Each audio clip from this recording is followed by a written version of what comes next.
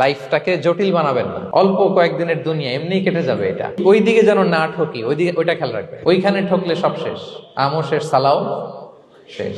ওইখানে যেন ঠকে না যায়, এটা খেয়াল রাখতে হবে। তাহলে প্রথম ফ্যাক্টর হচ্ছে সুখী সমৃদ্ধ জীবনের will make our life simple.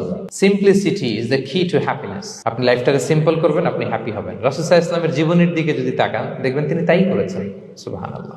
সহিহ মুসলিমের একটা হাদিস শোনাই আপনাদেরকে।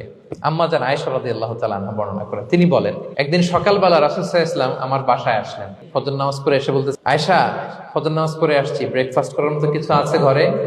ইয়া রাসূলুল্লাহ, কিছু নাই। নাই? ঠিক আছে, আম ফাস্টিং, যাও আমি রোজা রাখলাম, রোজার নিয়ত করলাম। কত ইজি গোয়িং, কত সিম্পল বানিয়েছেন লাইফটা। আচ্ছা, আমরা হলে কি করতাম? একটু মিলাই নিজের সাথে।